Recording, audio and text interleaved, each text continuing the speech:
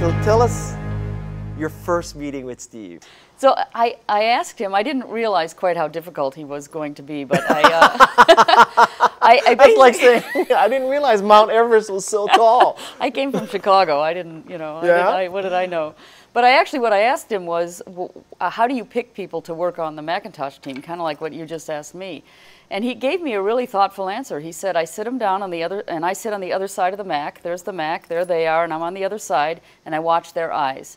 And if they light up while they're interacting with the computer, I know they're the right people. And while we were in England, somebody from the press asked him that question, and finally he got fed up with it. And he said, you know, AT&T is like a 30-year-old virgin, which means they'll jump into bed with anybody.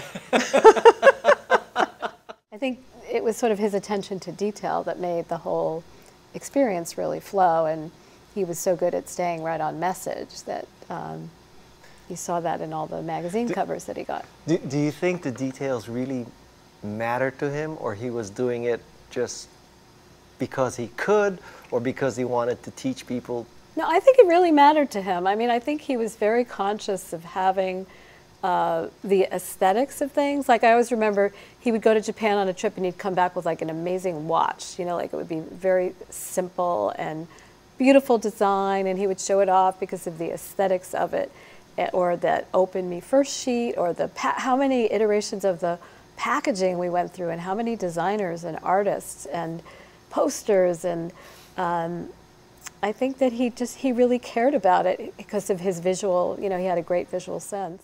Do you think he truly believed all that? Yes. Or it was a game?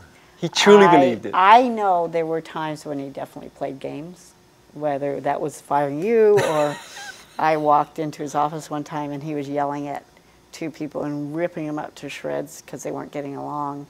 And he hung up the phone, he started laughing and said, maybe that'll work with him.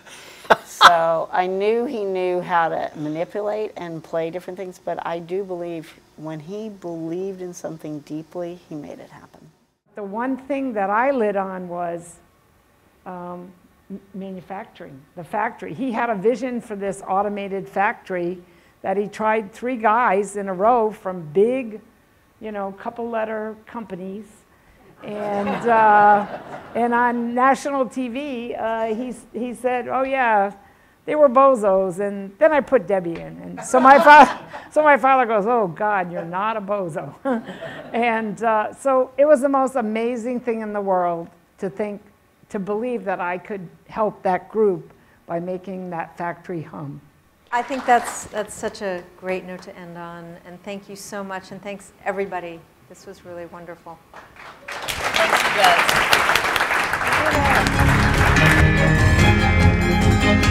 guys.